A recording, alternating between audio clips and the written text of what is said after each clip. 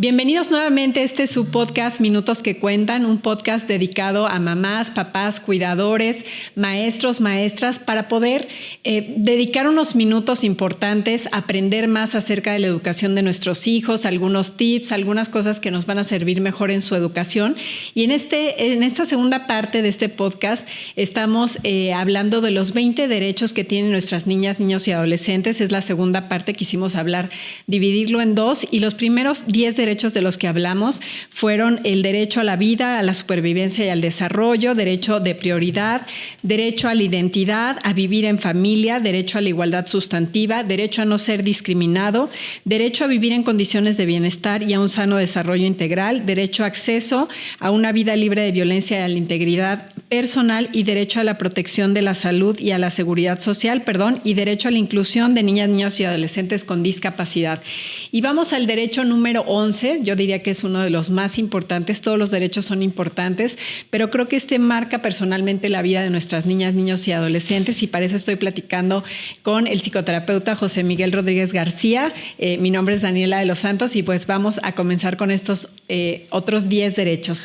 El tema de la educación, ¿por qué es tan importante en la vida de las niñas, niños y adolescentes? Claro que sí, Dani, y bueno, un gusto saludarles a todos y a todas. Y bueno, básicamente es un derecho que nos permite tener conocimiento de muchos temas y justo evitar vulneraciones, porque muchas veces la ignorancia es uno de los principales canales o puertas para vulnerar derechos de niñas, niños y adolescentes. Entonces, que tengan herramientas para conocer el mundo, la sociedad y este espacio donde habitamos es maravilloso.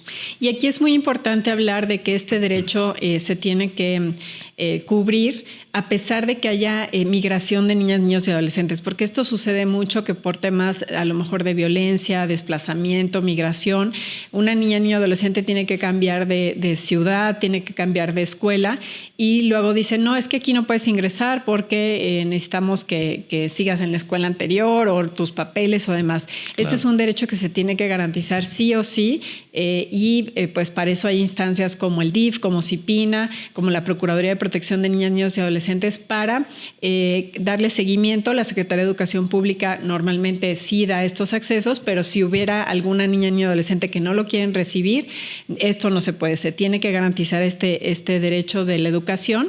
Y además me parece que la educación es fundamental porque el aprendizaje finalmente también conecta muchas neuronas. Este proceso de memorización, de ponerlo a la práctica, me parece algo fundamental en la vida de niñas y niños, y que además pues a lo largo de su vida siempre son herramientas que los fortalecen. Sí, totalmente de acuerdo, y algo que es básico es que potencia, ¿no?, el desarrollo cognitivo, y bueno, sobre todo es muy importante y se ha trabajado mucho en el Estado desde, por ejemplo, CIPINA, para acompañar a docentes para que desarrollen habilidades y herramientas para acompañar de mejor forma a las niñas, a los niños y a los adolescentes. Y ahora con el programa de la Nueva Escuela Mexicana se busca esta parte no solo académica, sino también socioemocional, que es básica para poder configurar todo el aprendizaje.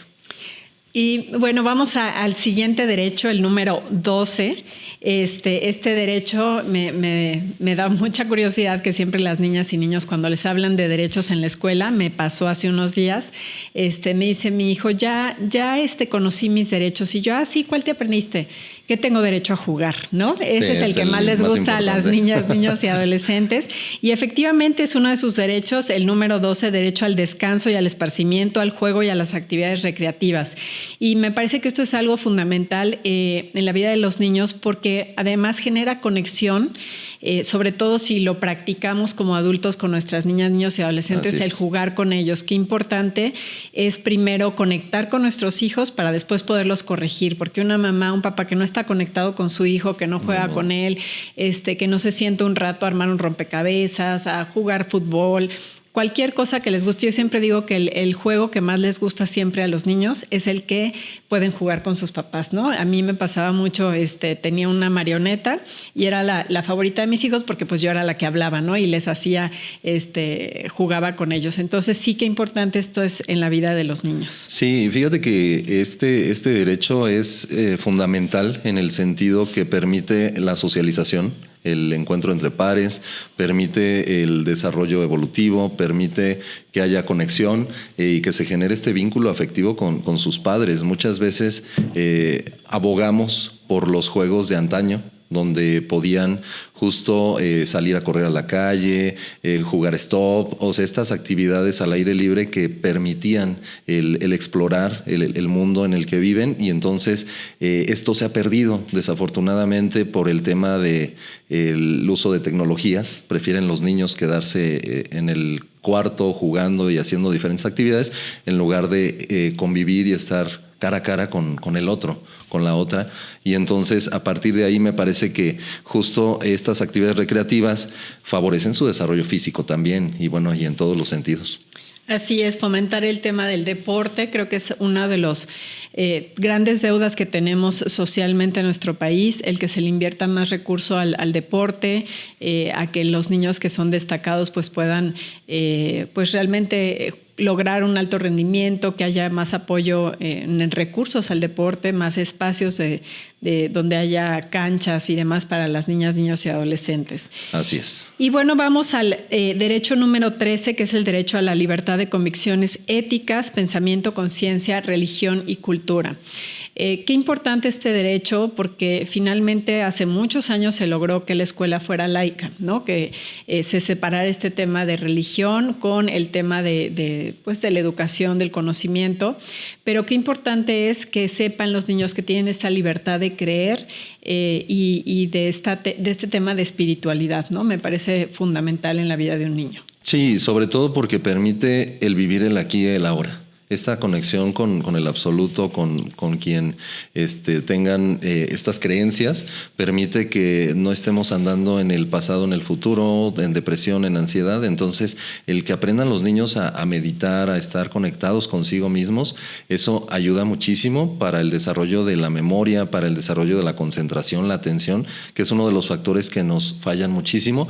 Y sobre todo, yo creo que para que vayan construyendo esa identidad, a dónde pertenezco, de dónde soy, cuáles son mis raíces, y sobre todo valorarlo y rescatar esos saberes ancestrales que son súper importantes para darnos un sentido de pertenencia.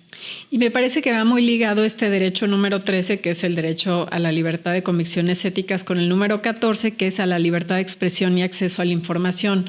¿Por qué creo yo que van muy ligados? Porque finalmente, si no hay esta libertad de conciencia, de religión y de cultura, es difícil que las niñas, niños se expresen, ¿no? Entonces, claro, si tenemos esta escuela laica, que es importante, pues podrá llegar un niño y decir, bueno, yo creo en mi religión, que soy católico y creo en Dios y demás, con esta libertad de que no sea señalado y que pueda expresar su cultura, sus tradiciones, pero también puede llegar un niño y decir, no, pues yo creo pues quizás en otra cosa, ¿no? Pero que claro, no haya un tema de que no haya esta libre expresión, de que cada uno pueda manifestar su cultura sin que sea señalado por los demás. Entonces creo que esto me parece que enriquece mucho la vida de las niñas, niños y adolescentes, y este acceso a la información, porque finalmente si no les damos estas herramientas y les decimos existen estas distintas culturas, existen estas distintas religiones,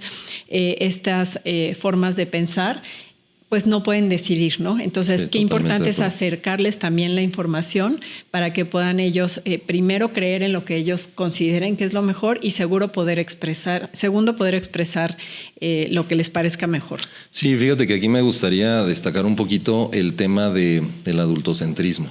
Esta relación asimétrica y tensional de poder entre los adultos y los niños.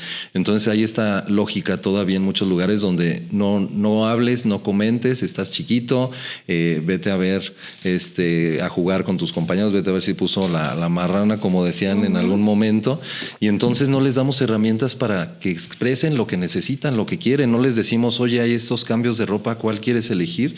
Entonces no le damos esta capacidad de opinión, de elegir, y después queremos que elijan, que opinen o que denuncien vulneraciones. Es muy complejo si no les damos las herramientas desde niños para que se sientan empoderados en el sentido de mi voz cuenta, mi voz es importante. Y entonces desde ahí que vayan construyendo como su personalidad. ¿Para qué? Para que tomen decisiones en un futuro. Totalmente, ¿no? Si todo decidimos por las niñas y niños, al rato cuando quiera decir qué carrera va a estudiar, con quién se va a casar, decisiones importantes en la vida van a estar, oye mamá, ¿qué hago? Oye papá, ¿qué hago? Cuando al final pues tienen que también ellos tener esta parte de decir, ya soy un adulto, ya tomo mis propias decisiones, pero no lo van a lograr hacer si no lo van practicando desde niñas y niños y como bien lo dices, José Miguel, no les damos las herramientas para empezar a tomar decisiones desde niños. Sí, fíjate que aquí me gustaría hacer una acotación. El no permitir o el no ayudar a los niños a tomar decisiones evita que desarrollen su corteza prefrontal.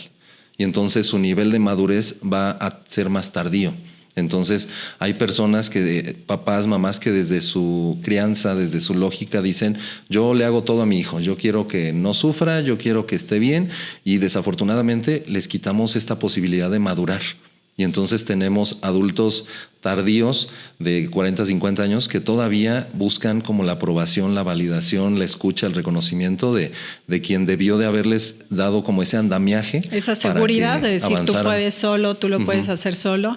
Y hay una palabra que es muy, me llama mucho la atención, que cuando eres mamá o papá y utilizas en tu cerebro el con tal de que, ahí ya vas a cometer un error, ¿no? Porque dices, ay, con tal de que ya no haga berrinche, que tome el celular. Ay, con tal de que lleguemos rápido, yo lo visto. Con tal de que se bañe rápido, yo lo baño, ¿no? Entonces, cada vez que pienses eso como mamá, papá, con tal de que, frénate un segundo y di no, a ver, paciencia y dejemos que lo haga él solo, que él haga sus cosas solo para que efectivamente empiece su corteza prefrontal a desarrollarse mejor y a tomar mejores decisiones. Sí, y sobre todo a responsabilizarse. ¿Por qué? Porque cuando papá, mamá asume la responsabilidad que le toca al hijo, pues todos hacen todo menos yo.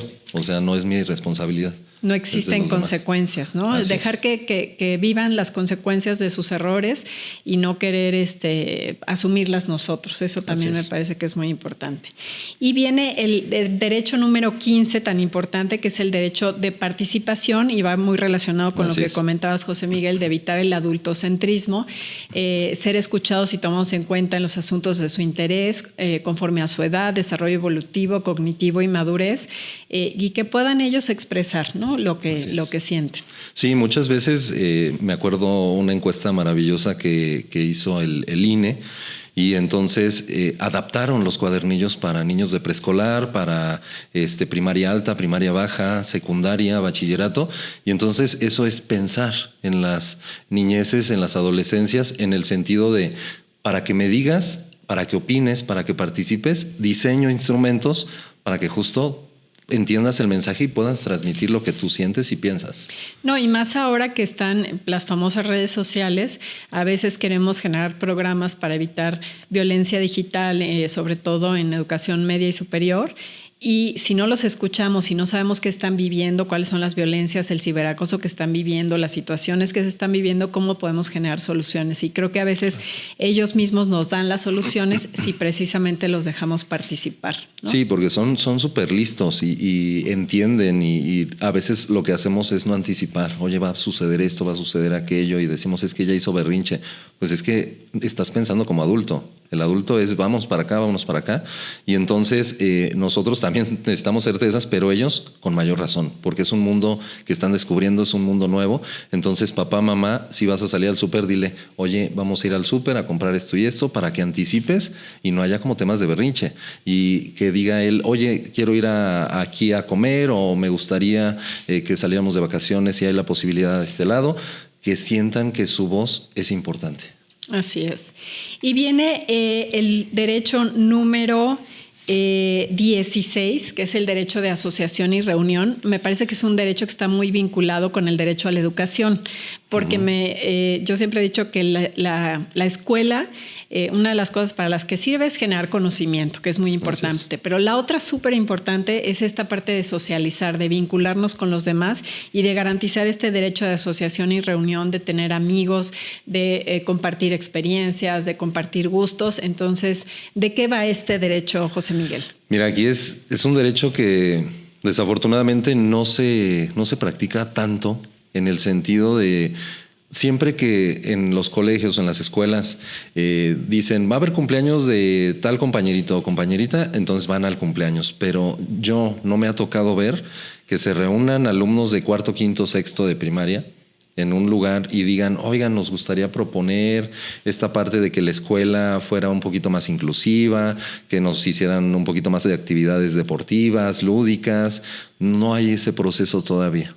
Sería increíble que se sentaran a hacer un grupo de lectura, un grupo de compartir, de comentar, oye, en la comunidad hace falta esto, hace falta aquello, pero justo nos vamos a los derechos anteriores. No hay esa voz que les permitamos expresarla de la manera adecuada y entonces se reúnen para temas de juego.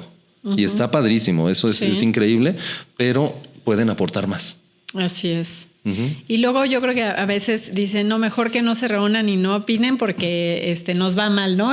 Van a quejarse o van a tal, pero es un derecho y es importante generar los mecanismos de participación que alcen la voz y que entre todos se encuentren soluciones a través de CIPINA, que José Miguel y yo ahí trabajamos, hicimos una actividad así en una secundaria y fue muy interesante porque hasta decían, es que cambien a la de la tiendita, ¿no? Porque antes había una señora muy amable y ahora es bien regañona y tal. Entonces, son cosas que a lo mejor en su día a día podrían parecer que no importan, pero claro que importan, ¿no? Hasta el trato que les dan en los servicios que están recibiendo. Sí, y fíjate que aquí me parece muy, muy importante, adultos, adultas, si les vamos a dar la oportunidad de participar, tenemos que estar listos y preparados para que nos interpelen, para que nos cuestionen, para que nos digan, oye, si tú no haces eso, ¿por qué quieres que lo haga yo? Sí. Y entonces ahí desde mi ser como adulto, no tengo que sentir como que me están quitando la autoridad, no. Es una educación más asertiva, más democrática,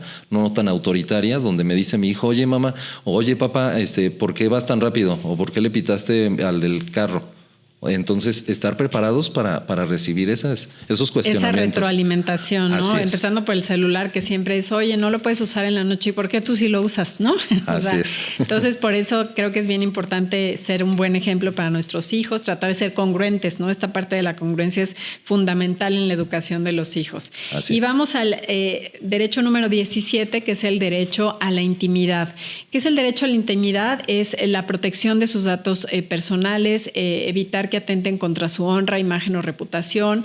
También esta parte de, oye, bueno, pues también tengo derecho a mi privacidad, a tener mi cuarto, a que no pues me estés vigilando cuando me estoy bañando, quizás ya si eres un adolescente. Entonces, esta parte es muy importante. Sí, sobre todo en esta parte de evitar poner fotografías en redes sociales donde sale el logo de la institución en la que están, dónde van a comer, si van a salir de vacaciones y todo esto. Nos encanta al ser humano tener likes y seguidores, y entonces informamos qué, cómo, cuándo y dónde estamos haciendo las cosas.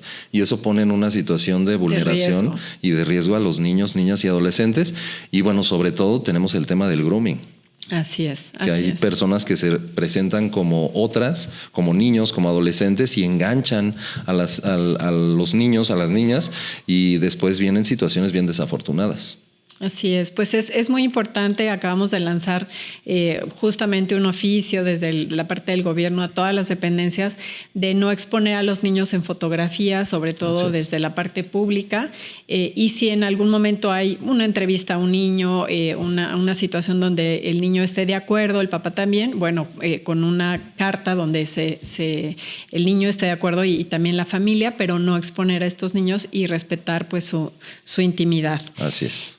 El número 18, el derecho a la seguridad jurídica y al debido proceso. Qué importante es este derecho. Finalmente sabemos que hay situaciones que viven las niñas, niños y adolescentes donde son violentados sus derechos, y para eso, bueno, se requiere una justicia pronta, un debido proceso, que se le informe al niño lo que va a pasar, ¿no? Una vez que sucedió una situación, ya sea de una separación de sus padres, ya sea una situación de violencia, de algún abuso sexual, que la niña, niño, adolescente no sea revictimizado, que la niño adolescente sea informado de lo que va a pasar, del proceso que va a vivir.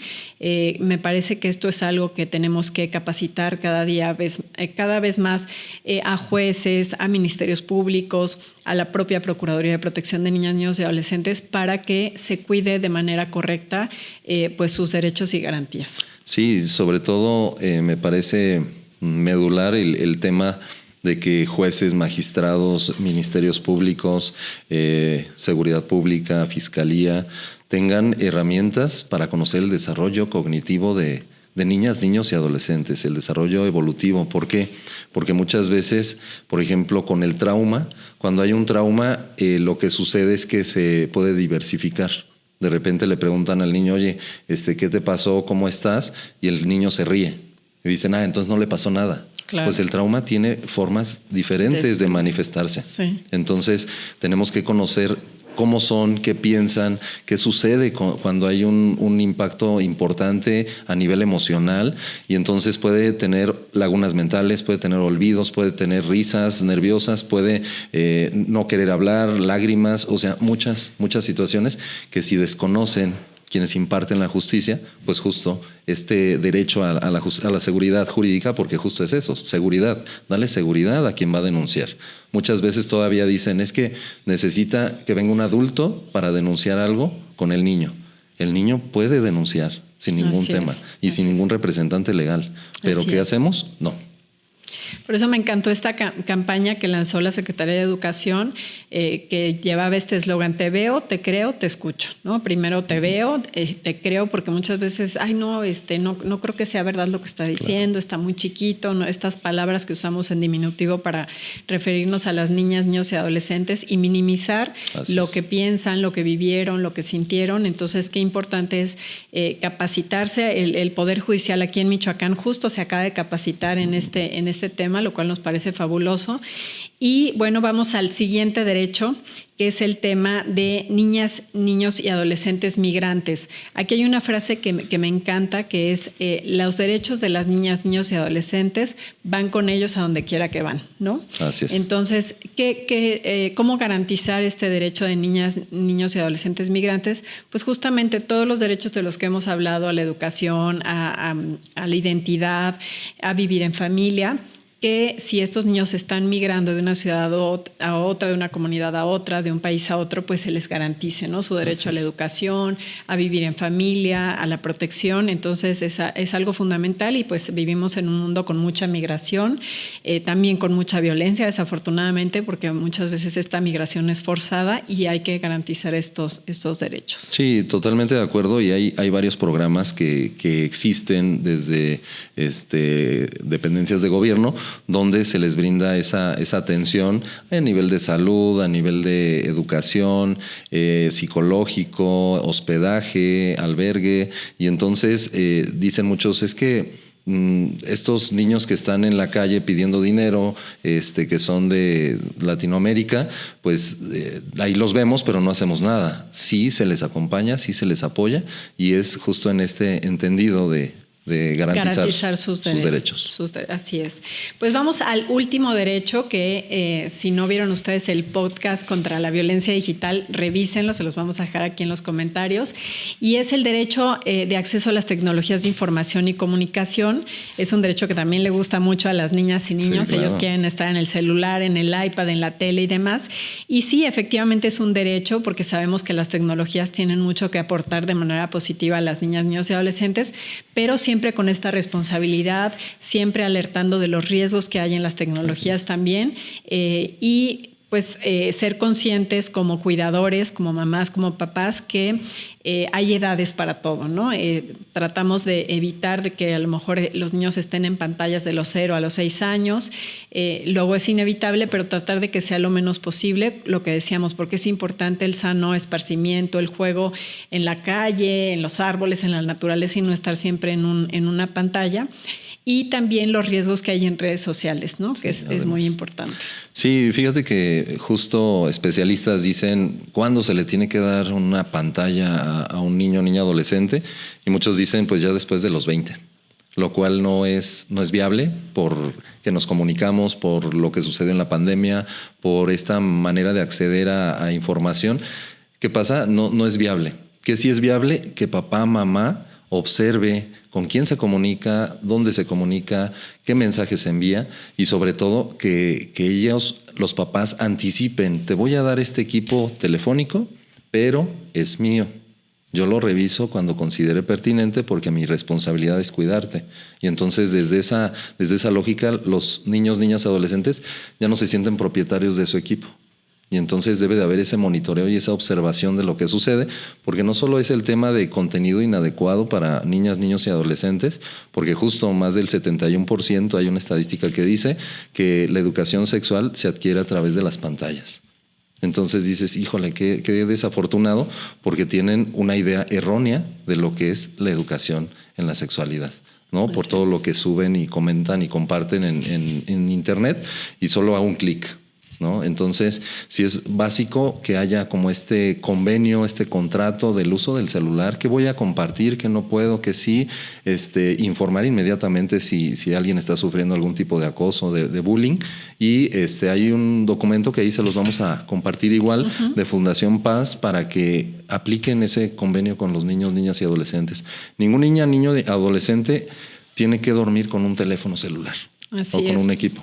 Porque además esto inhibe, nuestro cerebro genera esta sustancia que nos ayuda para dormir, que es la melatonina y la serotonina, entiendo. Y el estar en la pantalla, pues, ¿qué hace? Que evitas que estas sustancias naturales en tu cerebro se produzcan. Y pues los niños de pronto no duermen bien porque no llegan a su sueño profundo por estar en el celular. Al día siguiente están pues cabizbajos. Incluso está comprobado que si esto se repite muchos días y están mucho tiempo en la cama antes de dormir con el celular, incluso puede generar situaciones de depresión. Entonces, qué importante es sí utilizar las tecnologías para bien, para el aprendizaje, para las cosas que sean positivas, pero ser muy responsables en su uso porque también hay muchos riesgos ahí. Así es. Pues bueno, qué gusto hablar de estos 20 derechos de nuestras niñas, niños y adolescentes. Si hay algún derecho que quieran que hagamos más énfasis, que platiquemos más, que demos unos minutos más que cuentan para hablar de un tema en específico, por favor escríbanos, pero para nosotros fue muy importante que conozcan y que sobre todo practiquen los 20 derechos de nuestras niñas, niños y adolescentes. Estos son unos minutos que cuentan, esperemos que lo hayan disfrutado, que hayan aprendido de los 20 derechos. Somos José Miguel Rodríguez García y Daniela de los Santos. Ojalá nos vean en el siguiente episodio de Minutos que Cuentan.